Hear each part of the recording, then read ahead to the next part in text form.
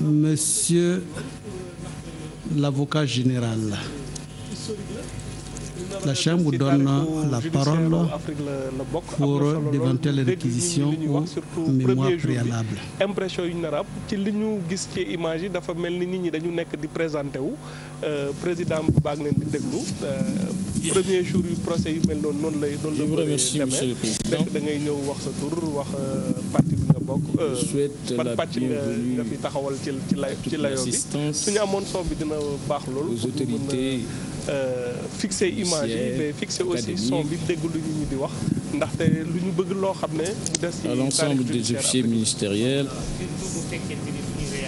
et à l'ensemble des représentations diplomatiques à l'endroit de la presse. Monsieur le procureur, est-ce que vous pouvez ajuster peut-être votre micro à l'effet qu'on vous entend de manière plus précise? Pour nous régler le problème son bi ñu am actuellement. D'abord, permettez-moi, messieurs de la Chambre africaine extraordinaire d'assises, d'avoir une pensée pieuse pour toutes les victimes disparues ou décédées des suites de crimes et violations graves du droit international commises au Tchad entre le 7 juin 1982 et le 1er décembre 1990. Et de rendre également hommage aux survivants qui ont été meurtris dans leur chair et leur dignité et qui, malgré les séquelles encore gardées, ont eu le mérite de porter et de poursuivre le combat contre l'impunité. L'impunité, ce monstre au croc aiguisé qui risque de dévorer les fondements même de l'état de droit et de la dignité de l'homme. Le chemin parcouru pour arriver devant ce prétoire long et parsemé d'obstacles. Si. C'est vrai. Permettrait aussi, avant de dégager les grandes lignes du dossier, de vous donner un bref aperçu historique de l'affaire communément appelée affaire Habré. Vous aurez là une idée de ce que les victimes ont enduré, mais également ce que le pays d'accueil de l'accusé a enduré dans le jeu des relations internationales. Vous vous apercevrez alors que les poursuites engagées pour la répression des crimes internationaux ne constituent point un acharnement contre la personne de l'accusé, mais plutôt l'aboutissement d'un long processus inhérent à la vie des États dans le concert des nations. Ne perdons jamais de vue que les États ont des obligations qui découlent de leurs engagements internationaux qu'ils ne peuvent impunément et continuellement sacrifier sur l'autel de considérations purement subjectives. Le 25 janvier 2000, 7 ressortissants tchadiens résidant au Tchad saisissaient le doyen des juges d'instruction du tribunal régional au CAS de Dakar d'une plainte avec constitution de partie civile contre Issel Habré, lequel fut inculpé le 3 février 2000 de complicité de crimes contre l'humanité, d'actes de torture et de barbarie. Mais suite à une requête en annulation introduite par ses avocats, la Chambre d'accusation mit fin aux poursuites en expliquant que les juridictions sénégalaises étaient incompétentes à connaître des faits de crimes commis à l'étranger, par un étranger sur des étrangers. Le pourvoi formé alors par les parties civiles fut rejeté le 20 mars 2001 par la Cour de cassation. Les victimes se tournèrent alors vers la Belgique, vers la justice belge, grâce à une plainte avec constitution de partie civile déposée le 30 novembre 2000 par des ressortissants belges d'origine tchadienne. Parallèlement à cette action judiciaire, le Comité des Nations Unies contre la torture fut saisi le 18 avril 2001 pour violation par le Sénégal des articles 5, paragraphes 2 et 7 de la Convention contre la torture et autres peines ou traitements cruels, inhumains ou dégradants. Le juge belge décernera le 19 décembre 2005 un mandat d'arrêt par défaut à l'encontre d'Hissène Habré, poursuivi pour crimes de torture, génocide, crimes contre l'humanité. La demande d'extradition de la Belgique fut rejetée par la Chambre d'accusation dans son arrêt du 25 novembre 2005 pour incompétence des juridictions ordinaires à connaître des actes d'instruction et de poursuite engagés contre un chef d'État en raison de faits commis dans l'exercice de ses fonctions. C'est à la suite de cette décision que le Sénégal a saisi l'Union africaine.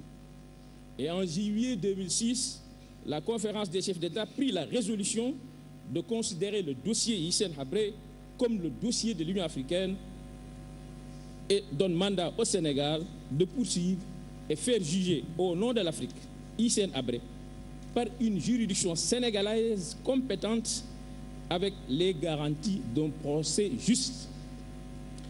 La décision du comité contre la torture intervint quelques mois plus tôt, c'est-à-dire le 17 mai 2006, pour annoncer que le Sénégal était partie à la Convention contre la torture, signée le 10 décembre 1984 à New York, était tenu d'adopter des mesures nécessaires, y compris législatives, pour établir sa compétence sur les crimes de torture et de soumettre l'affaire Habré à ses autorités compétentes pour l'exercice de l'action pénale ou, à défaut, de faire droit à la demande d'extradition émanant de la Belgique, autre État partie.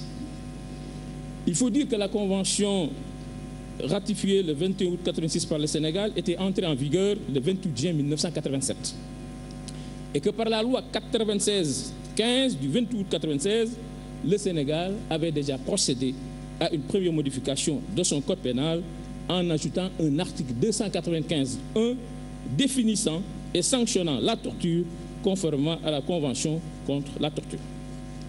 En 2007, étaient introduits les nouveaux articles 431.1 à 431.5 qui prévoient et punissent les crimes de masse tels que les génocides, les crimes contre l'humanité, les crimes de guerre et les autres violations du droit international humanitaire. L'article 669 du Code de procédure pénale fut également modifié pour conférer une compétence universelle aux juridictions sénégalaises habilitées désormais à poursuivre et juger tout étranger qui, hors du Sénégal, se voit reprocher d'être l'auteur ou le complice des crimes énoncés aux articles 431.1 à 431.5 précités et qui se trouverait sur son territoire ou qui fait l'objet d'une demande d'extradition par le gouvernement sénégalais ou bien si une victime réside sur le territoire sénégalais. Le 6 octobre 2008, Hissène Habré saisit la Cour de justice de la CEDEAO pour soutenir que les réformes législatives engagées par le Sénégal heurteraient le principe de la non-rétroactivité de la loi pénale et constitueraient une menace potentielle contre ses droits s'il était poursuivi. Par son arrêt du 18 novembre 2010, la Cour ordonna au Sénégal de respecter le dit principe et d'interpréter le mandat donné par l'Union africaine comme étant plutôt une mission de conception et de suggestion de toute modalité propre à faire juger Habré dans le cadre strict d'une procédure spéciale ad hoc à caractère international. Estimant que ce mandat de l'Union africaine ne déliait pas le Sénégal de son obligation de juger ou d'extrader Habré, conformément aux stipulations de la Convention contre la torture, la Belgique engagea la responsabilité internationale du Sénégal devant la Cour internationale de justice par une requête introductive en date du 19 février 2009. Et c'est un 20 juillet 2012, et à l'unanimité de ses membres, que la Cour internationale de justice jugea que la République du Sénégal doit, sans autre délai, soumettre le cas de Habré à ses autorités compétentes pour l'exercice de l'action pénale si elle ne l'extrade pas. Comme vous l'avez constaté, le défi était double. Faire juger Habré au Sénégal pour se conformer à l'arrêt de la Cour internationale de justice. Faire juger Habré au Sénégal en se conformant à l'arrêt de la Cour de justice de la CEDEAO qui a interprété le mandat de l'Union africaine comme devant se traduire par la création d'une juridiction spéciale à caractère international. Le 22 août 2012, un accord intervient donc entre le gouvernement du Sénégal et l'Union africaine portant sur la création des chambres africaines extraordinaires au sein des juridictions sénégalaises. La défense de Habré déposa encore une requête, cette fois-ci le 23 avril 2013, devant la Cour de justice de la CEDEAO pour lui demander de constater que cet accord signé entre le Sénégal et l'Union africaine violait la décision que la Cour de la CEDEAO avait rendu le 18 novembre 2010. Ce recours fut rejeté le 5 novembre 2013 par la Cour, qui précisera en des termes non équivoques, je cite, « Les chambres africaines extraordinaires ont un caractère international en raison de leur mode de création, donc issu d'un accord international, et leurs règles propres de fonctionnement différentes de celles des juridictions nationales, à savoir le statut. Et le fait que les chambres se trouvent en territoire sénégalais et leur composition, du moins partielle, de juges sénégalais n'enlève en rien leur caractère international. » Voilà l'arrêt de la Chambre de la Cour de la justice de la CEDEAO sur le recours introduit par Hissène Habré pour contester l'accord signé entre le Sénégal et l'Union africaine. Au même moment, des recours internes ont été déposés par les avocats d'Habré pour contester la constitutionnalité de l'accord, la légalité même de la nomination des magistrats, mis à part les nombreuses plaintes dirigées pêle-mêle contre l'administrateur, le procureur, le coordonnateur de la cellule de combination et même le garde des Sceaux. Des invectives et autres calomnies ont été proférées tant à l'égard des autorités politiques que judiciaires. Mais ainsi va l'œuvre de justice. Mais comme l'avait constaté le sage de ce pays, il est 10 fois plus facile d'être dispensateur d'injures que d'être contestataire de vocation. Voilà toute une stratégie qui fut développée pour se ménager une impunité, car aucune juridiction ne paraissait compétente aux yeux de l'accusé pour qu'il aille répondre des actes et violations graves des droits de l'homme et du droit international à lui reprocher. La manifestation expresse de cette stratégie a été le silence qu'il a préféré garder tout au long de la comparution devant la chambre d'instruction. Ainsi, comme vous avez eu à le constater, c'est à la suite donc de ces multiples péripéties politico-judiciaires qu'un accord est signé entre le Sénégal et l'Union africaine sur les chambres. Ces chambres avaient un mandat bien précis: poursuivre et juger le ou les principaux responsables des crimes et violations graves du droit international, de la coutume internationale et des conventions internationales ratifiées par le Tchad, commis sur le territoire tchadien durant la période allant du 7 juin 82 au 1er décembre 90. La mise en œuvre d'un tel mandat permettait d'abord au Sénégal de se mettre en phase avec ses obligations découlant de ses engagements internationaux, notamment la Convention contre la torture et autres peines ou traitements cruels, inhumains ou dégradants, et ce, en se conformant à l'arrêt de la Cour internationale de justice. Elle permettait ensuite à l'Union africaine de traduire dans la pratique son engagement de lutter contre l'impunité en étendant, au-delà de la torture, le mandat des chambres au génocide, aux crimes contre l'humanité et aux crimes de guerre. Qui poursuivre alors? Ce fut la question. En effet, l'article 3 du statut habilite les chambres à poursuivre et juger le ou les principaux responsables de ces crimes internationaux. Fallait-il se limiter à poursuivre Hissène Habré seul, en le considérant a priori et sans investigation judiciaire comme le seul et unique responsable, ou bien fallait-il étendre les poursuites à d'autres personnes supposées faire partie des principaux responsables? Le parquet a opté pour la seconde alternative, en ouvrant une information judiciaire contre Hissène Habré et 5 autres qui étaient ses proches collaborateurs, cités par les victimes dans de nombreux cas de torture. Nous allons vous parler d'abord des poursuites, qui est le premier mandat des chambres africaines extraordinaires, et ensuite du jugement, le deuxième mandat des chambres. Le ministère public, composé du procureur général et ses 3 adjoints, a exercé ses attributions conformément au statut des chambres africaines, qui renvoie, sauf disposition contraire au code de procédure pénale sénégalais. Le parquet met en mouvement l'action publique et l'exerce tout au long de la procédure. Les dispositions de l'article 17.3 du statut précisent que l'action publique ne peut être mise en mouvement que par le ministère public, excluant ainsi toute possibilité pour une victime de déclencher une telle action en saisissant directement la chambre d'instruction d'une plainte avec conscience de partie civile.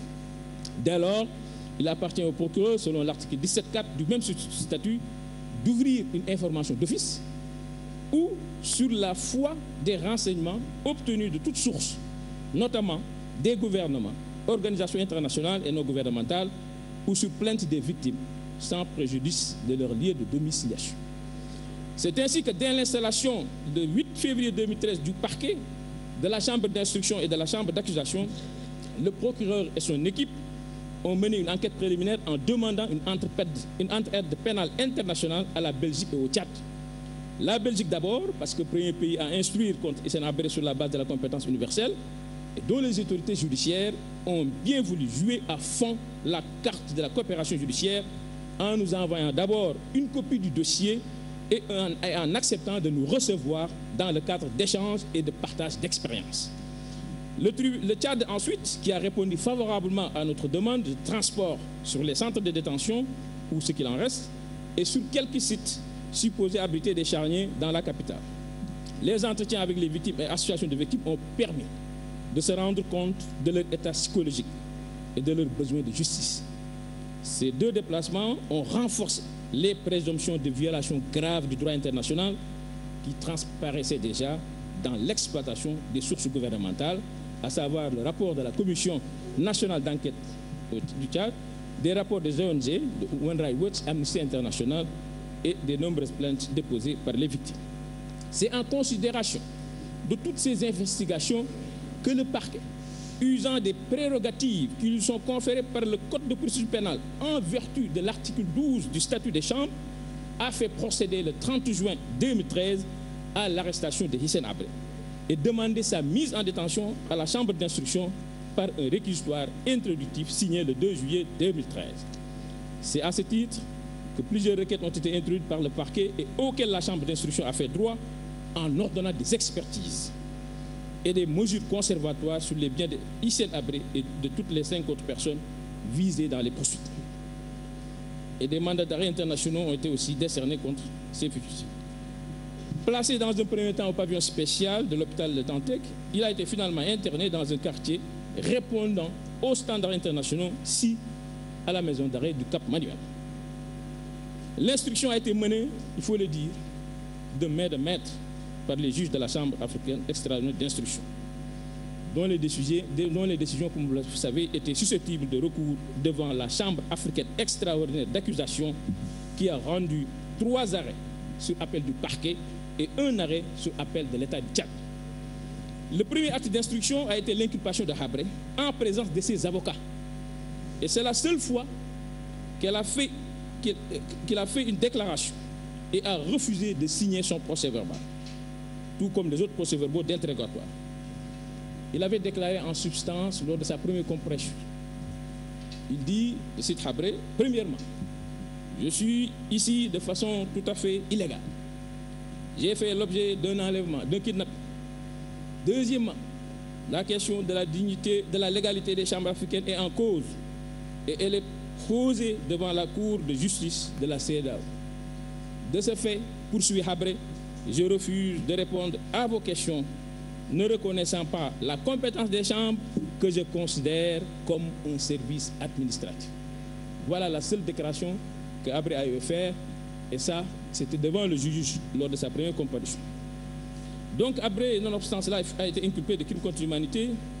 La définition figurant à l'article 6 du statut prévoit que sont incriminés les actes sous-jacents prohibés s'ils sont commis à l'occasion d'une attaque généralisée ou systématique lancée contre toute population civile.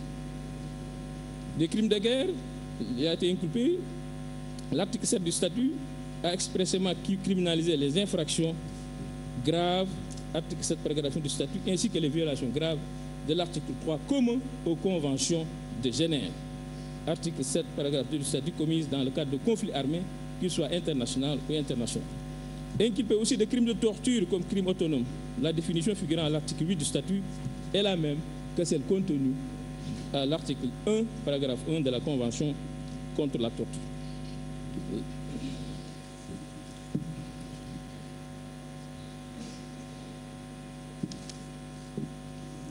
Après l'étape de l'inculpation, la Chambre africaine d'instruction allait exercer sa compétence extraterritoriale en lançant 4 commissions rogatoires internationales au Tchad avec déplacement des juges et du parquet. Près de 2500 victimes ont été entendues et dont la plupart sont membres des associations des victimes SIAP. Association des victimes de crimes et de la répression politique, AVCRP, dirigée par Zakaria Fadoul, du réseau des associations de défense des droits de l'homme, RADHT, dirigée par Djida Oumar, Association tchadienne pour la promotion et la défense des droits de l'homme, ATPDH, dont la responsable est Maître Jacqueline Moudénan, et l'Association des victimes des crimes et la répression des Sénabrés, AVCRHH, qui a à sa tête Clément Abay Fouta. Une soixantaine de témoins, dont 30 anciens agents de la direction de la documentation et de la sécurité des DES, ont été entendus.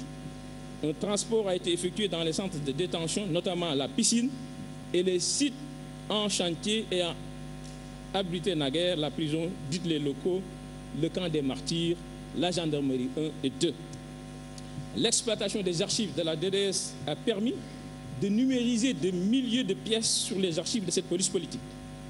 La visite des charniers s'est effectuée avec les membres de l'équipe argentine d'anthropologie médico-légale, EAAF, au sud du Tchad, à la ferme de Deli, dans le Logone occidental et dans les localités de Moundou, Koumra, Maïguide, Sar et Ngalo, dans le Moyen Chari, dans le Guéra, au centre du pays, les sites de Tchémé, Mongo, Ambazira et Bitkin ont été visités.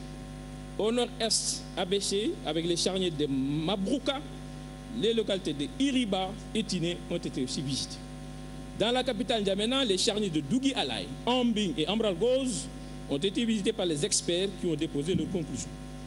2 autres commissions rogatoires n'ont pu être exécutées par l'État requis à propos de la demande d'audition de Goukine Wadei en qualité de témoin et de la demande des juges à être autorisés à se déplacer pour procéder à l'inculpation de Saleh Younous et de Mohamed Djibril El Djonto, détenus à N'Djamena dans le cadre d'une instruction interne.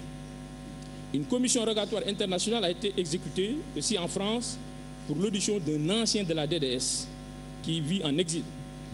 En dehors de l'expertise d'anthropologie médico-légale, ont été ordonnées une expertise militaire, une expertise portant sur le contexte historique du Tchad, sous Habré, une expertise graphologique, une expertise portant sur le taux de mortalité dans les centres de détention.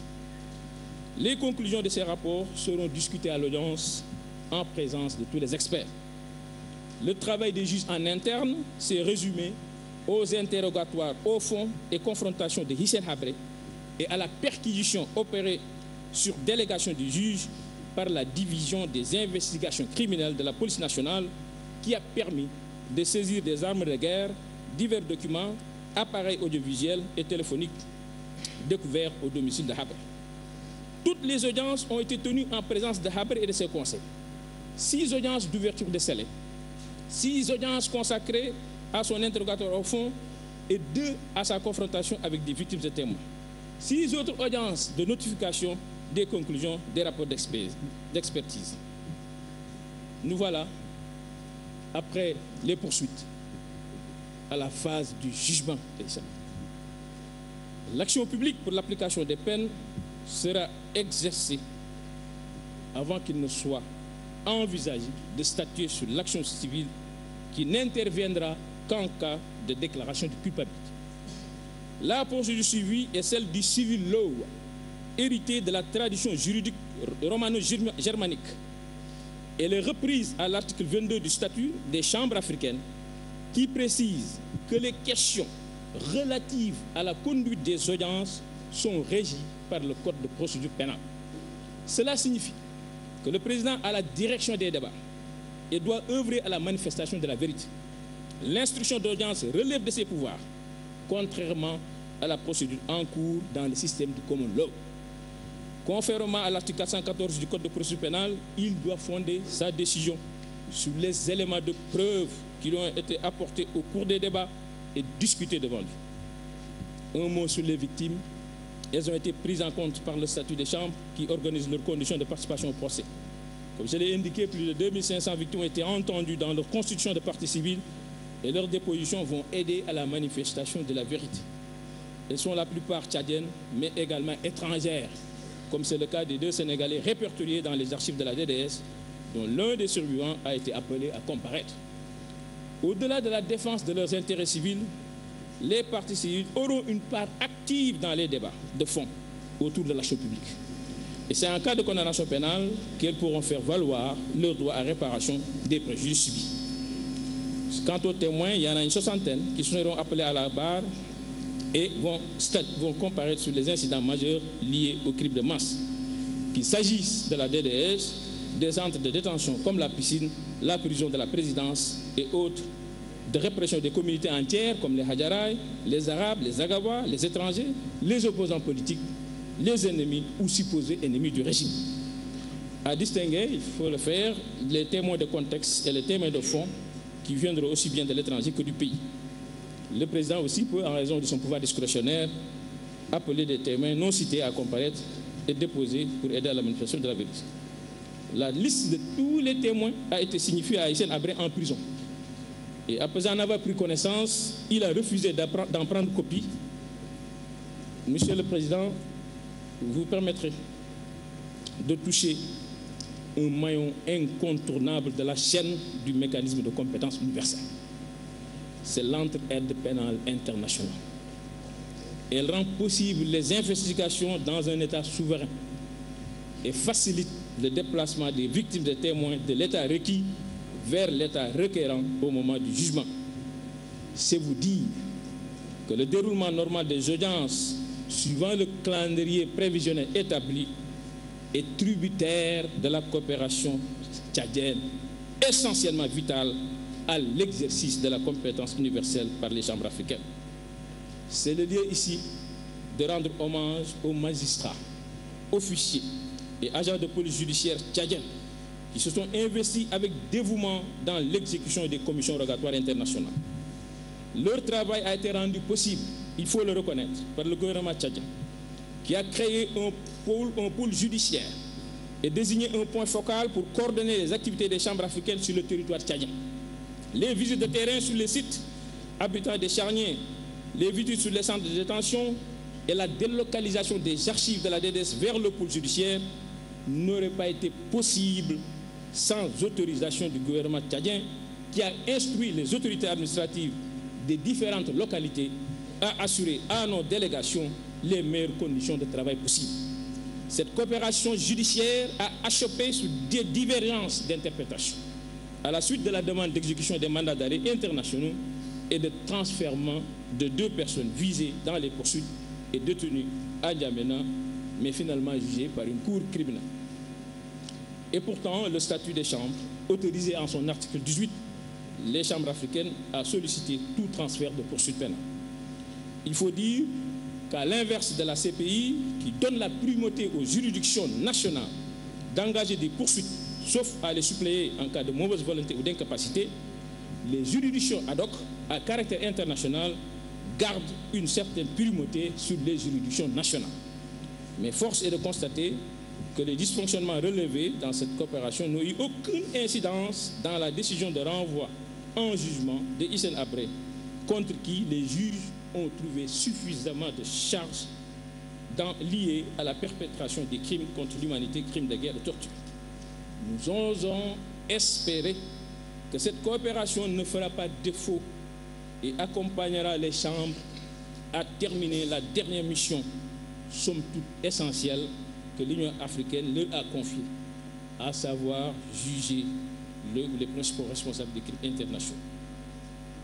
Monsieur le Président, l'accusation va vous apporter au cours des débats tous les éléments de preuve sur les incidents majeurs constitutifs des crimes contre l'humanité, des crimes de guerre et de torture. Les chaînes de commandement tant civils que militaires qui rattachent Habré à ces crimes sera mise à jour pour arriver à démontrer, au-delà de tout doute raisonnable, sa responsabilité pénale individuelle dans la commission sur le territoire tchadien des crimes et violations graves du droit international, de la coutume internationale et des conventions internationales ratifiées par le Tchad durant la période allant du 7 juin 1982 au 1er décembre 1990. En conséquence, je l'invite à comparaître et à briser son silence devant les juges et répondre devant l'histoire des graves crimes dont il est accusé. Nulle autre juridiction, une fois la sentence définitive rendue, ne pourra lui servir de tribune pour exercer sa défense. La règle universelle, non bis in idem, ne pourra l'autoriser. Comme vous tentez de le faire accroire, M. Abré, là je m'adresse à vous, votre silence ne pourra pas être interprété par l'histoire comme une stratégie de défense, mais malheureusement comme un acquiescement de votre conscience aux graves accusations portées contre vous. Tous vos droits ont été respectés par les juges d'instruction. Invitation a été servie à vos conseils, comme à ceux des victimes, à se déplacer au Tchad aux frais des chambres dans le cadre de l'exécution des commissions rogatoires. Pour garantir le respect du contradictoire dans la procédure d'instruction, vos conseils ont répondu par la négative à la correspondance des juges leur demandant de présenter une liste de témoins à décharge aux fins d'audition et de confrontation avec les témoins à charge. Vous leur refusez même à vos conseils, malgré leur appartenance à une profession libérale et indépendante, le droit même de répondre à l'interpellation du président de la Chambre d'assises lors de votre interrogatoire d'identité. C'est certainement encore sur vos instructions qu'ils ont refusé de répondre à la convocation de M. le Président à la conférence de mise en état. Je comprends la gêne que peut éprouver une défense chevronnée, il faut le dire, qui a matière à discuter en fait et en droit dans le dossier, mais qui, par une attitude de négation de son client, risque de faire souffrir son aura. Ceci étant, Monsieur le Président, Monsieur le bâtonnier, s'il est dans la salle, vous conviendrez avec moi que le caractère équitable d'un procès ne saurait être entamé par une défense de rupture qui renonce volontairement et expressément aux droits qui lui sont reconnus par le pacte international relatif aux droits civils et politiques, dont les dispositions essentielles ont été reprises par l'article 21 du statut des chambres africaines extraordinaires. Je vous remercie de votre aimable attention.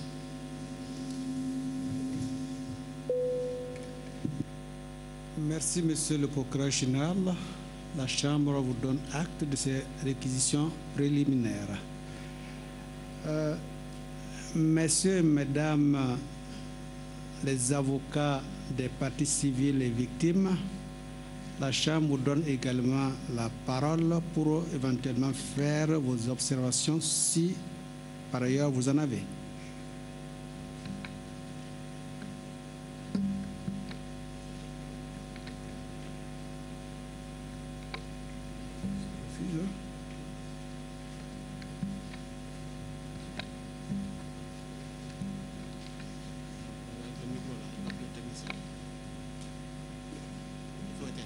Oui, ben c'est ça. Non, comme ça. Le technicien, il faut faire appel au technicien. Ok. Merci, Monsieur le Président. Monsieur le Président, Messieurs les juges, Monsieur le procureur général, Messieurs les greffiers, Mesdames et Messieurs, c'est avec une immense émotion que je me lève à cet instant au nom de 4445 victimes que nous représentons depuis plus de 15 ans aux côtés de mes confrères et amis, avocats tchadiens, sénégalais, belges, suisses et français, pour prendre la parole solennellement pour la première fois devant vous, en leur nom et à leur côté. Cette émotion qui me noue, c'est celle qui est portée par l'honneur exceptionnel qui m'oblige devant vous à un devoir d'exemplarité. C'est en effet une tâche immense, un honneur rempli d'exigences, d'être la mandataire, avec mes confrères de ces milliers de victimes de crimes de sang terribles, d'être la porte-voix des sans-voix, des disparus, des morts, des suppliciés, de tous ceux qui, à cause des crimes d'Hissène-Habré, ne pourront jamais venir témoigner devant vous. C'est un immense honneur aussi de porter sans le moindre esprit de vengeance, mais avec une détermination absolue, la voix des victimes devant vous. Monsieur le Président, Messieurs les juges, vous qui avez aussi l'honneur et la mission d'incarner cette tâche d'ouvrir pour la première fois dans l'histoire de l'humanité, en terre africaine, un procès exceptionnel, inédit, sans précédent, le procès d'Hissène Habré. Selon les témoignages de mes mandants que vous entendrez ici, Hissène Habré, un dictateur terrible, redouté. Hissène Habré, le bourreau de son peuple, le peuple tchadien, durant presque une décennie. Pendant des semaines, va être mis à jour, autopsié, détaillé, un système de répression dont Hissène Habré a été le pivot, le chef d'orchestre, le donneur d'ordre, l'instigateur. Après une odyssée humaine et judiciaire qui a duré presque 25 ans, c'est ici à Dakar, en terre sénégalaise, que se tient enfin ce procès, aussi grâce à l'engagement de l'Union africaine. Cela doit être le devoir et la fierté de tous les Africains de démontrer notre capacité de juger Hissène Habré de façon juste et impartiale. Il en fallut de l'obstination, de la patience pour que les victimes ne se découragent pas face à tous les obstacles qui se sont présentés et que nous avons su surmonter avec l'aide des organisations non gouvernementales et de tant d'anonymes que je veux ici saluer et remercier. Face à la tentation du fatalisme et de la résignation, ces victimes ont opposé la force de leur conscience.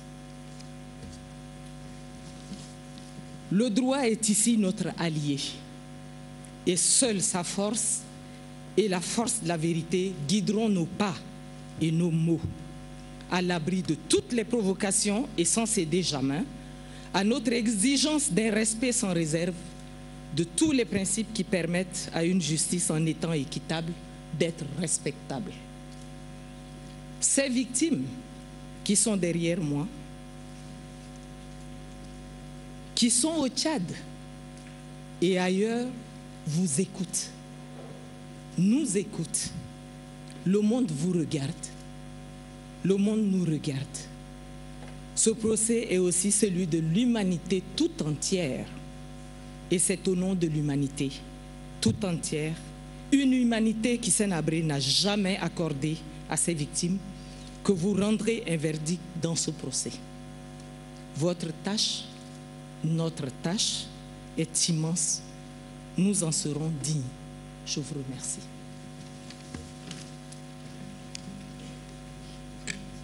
Merci, maître.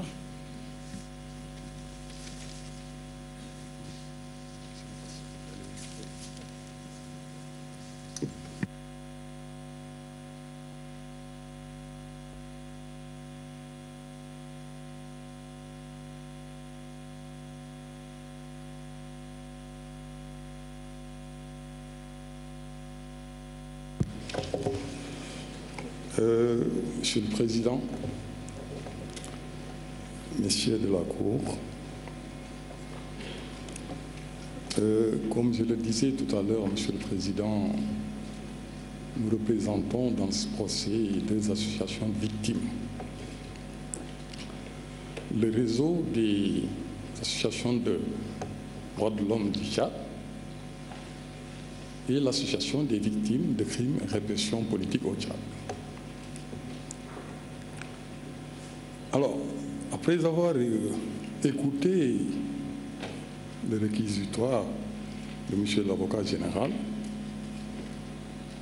je reviens encore une fois, M. le Président, parce que je l'avais fait pendant la conférence de mise en état, rappeler un point qui nous semble capital.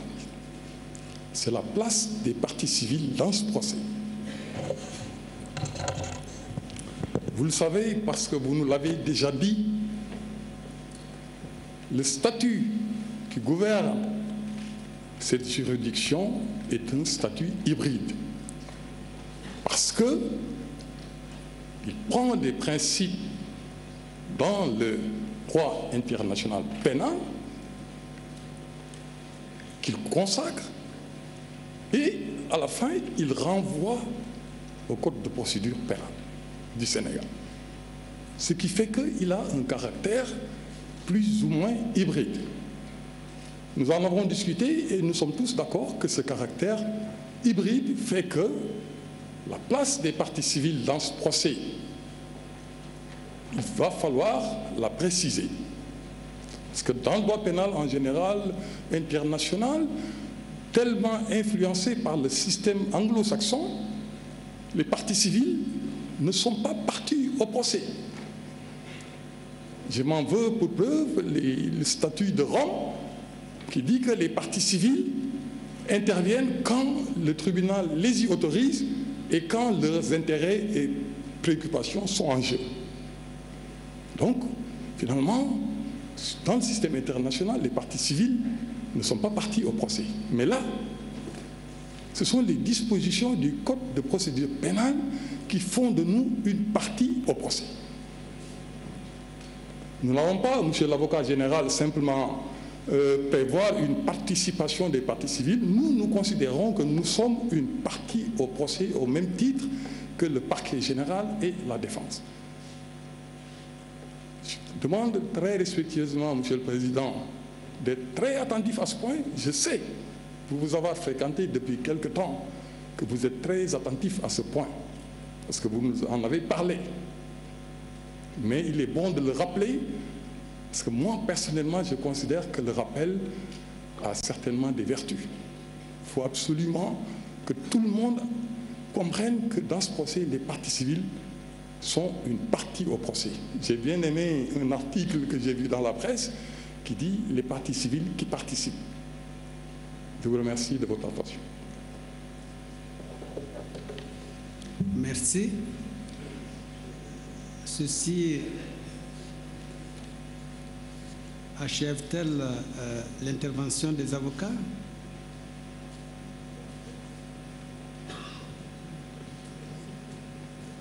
Merci. Il était prévu également l'intervention de la défense, mais comme au départ nous avons observé que la défense était absente, nous allons donner la parole à Monsieur le bâtonnier pour son intervention dans cette cérémonie.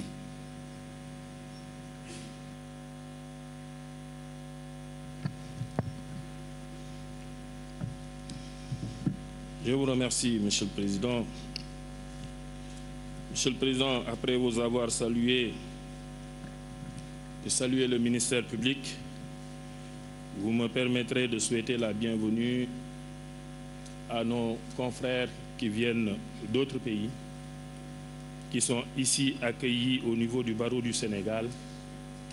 Et je leur dis que le barreau du Sénégal est à leur disposition pendant tout le temps que leur séjour va durer, pour rendre ce séjour le moins pénible possible, parce qu'effectivement, ils vont se lancer dans un marathon judiciaire qui, me semble-t-il, sera un peu long.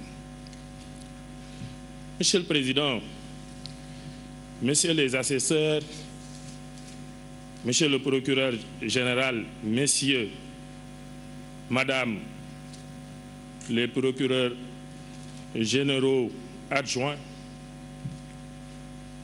aujourd'hui et après des péripéties et plusieurs années de procédures, dont certaines devant d'autres juridictions, s'ouvre un grand procès. Dans un grand pays, le Sénégal, une terre africaine de liberté et de démocratie. Oui, nous pensons que dès l'entame, un hommage doit d'abord être rendu au Sénégal et à ses autorités politiques et judiciaires qui ont tenu à ce que justice se fasse et qui, pour faire juger cette affaire par des Africains et en Afrique, ont mis en œuvre beaucoup de moyens, dont le moins important n'est pas la modification de la législation interne du pays, dans un sens qui ne permet toutefois pas de conclure que la loi a perdu son caractère général et impersonnel. Nous entamons donc à partir d'aujourd'hui une première en Afrique. Vous avez été choisi pour conduire ce procès. Nous devons vous réitérer nos félicitations pour cela. Nous devons également vous encourager, Monsieur le Président, Messieurs les assesseurs, même si nous ne doutons pas un instant que vous conduirez convenablement la mission que l'Afrique et la communauté internationale vous ont confiée. Vous pouvez pour ce faire compter sur le soutien et l'appui du barreau du Sénégal. Nous vous l'avons déjà exprimé lors de la visite de courtoisie que vous avez eu l'amabilité de nous rendre. Le barreau du Sénégal se tient donc à votre disposition, en même temps qu'il invite les acteurs de ce procès qui relèvent de sa juridiction d'être à la hauteur afin de préserver les valeurs d'honneur, de dignité et d'indépendance de notre profession. En tout état de cause, et sans que nous ne soyons habités par une quelconque volonté de faire dans la menace, nous surveillerons particulièrement ce procès. Ce dossier et ceux qu'on a eu à connaître récemment ont porté tellement de coups à l'image de la justice en général, en termes d'inobservation de serment et de la déontologie, que nous sommes obligés d'être très vigilants. Monsieur le Président, vous avez notre soutien, car le barreau du Sénégal, à l'image de ses frères africains et d'autres continents, est contre l'impunité. Notre continent a tellement souffert de ce phénomène que notre devoir est aujourd'hui de nous lever et de le combattre. Aujourd'hui, et avec le soutien de la communauté judiciaire internationale, nous parvenons à des résultats probants, à tel point que même les princes au pouvoir qui sont soupçonnés d'avoir commis des exactions envers leur population ne se sentent plus en sécurité ailleurs que dans leur propre pays. Nous devons continuer cette œuvre salutaire et à côté des crimes de sang, imaginer des mécanismes de lutte contre les crimes économiques qui délapident les ressources du continent. Monsieur le Président, nous vous soutenons pour vous permettre d'exécuter correctement votre office, car le barreau du Sénégal, tout en étant contre l'impunité, est pour le respect strict de la présomption d'innocence et des droits de la défense. Nous vous invitons à y veiller particulièrement. Autrement dit, et quel que soit ce qui a été dit, vous devez garantir à l'accusé un procès équitable, quelle que soit la stratégie de défense qu'il a décidé d'adopter.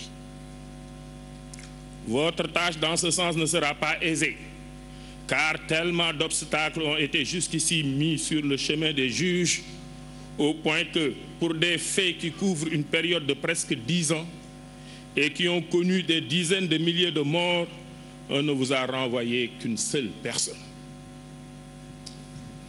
Tous les autres inculpés sont finalement passés par les mailles du filet de la justice par la seule volonté d'un homme qui n'a cure de sa signature et de sa parole et qui elle-même devait se retrouver ici comme accusé pour avoir été le chef d'une féroce police politique.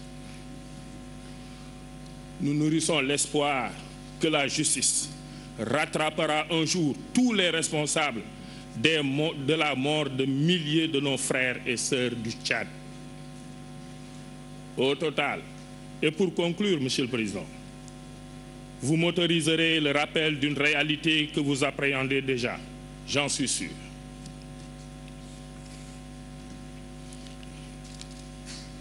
Monsieur le Président, Messieurs les assesseurs, les intérêts de chacun des acteurs de ce procès ne sont pas les vôtres. Après ce procès, chacun d'entre ces acteurs retournera à ses activités avec l'esprit tranquille du devoir accompli. Vous rendez la justice. Vous allez signer la décision qui va, comme nous l'avons dit tout à l'heure, constituer une première pour la justice africaine. Cette décision sera appréciée par vos collègues magistrats, les avocats, les professeurs de droit, les étudiants en droit dans les palais de justice, les cabinets d'avocats, les universités et j'en passe. Alors, vous n'engagez pas vos propres personnes seulement. Vous engagez vos enfants, vous engagez vos petits-enfants, vos familles, votre descendance, si je peux m'autoriser cette expression. Pour vous, Monsieur le Président, Messieurs les assesseurs, pour eux, pour nous tous Africains et citoyens du monde, faites en sorte de rendre une bonne justice, étant précisé que la perfection n'est pas de ce monde. Je vous remercie de votre aimable attention. Je vous remercie, Monsieur le bâtonnier. Monsieur le procureur, avez-vous d'autres réquisitions?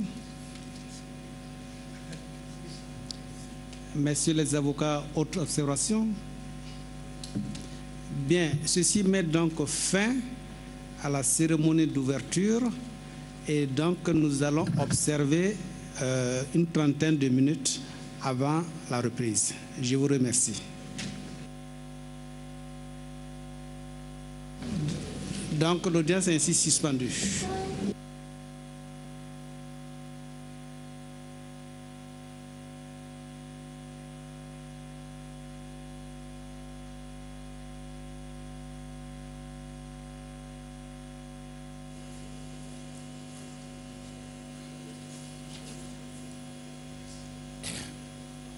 waaw yow lay xool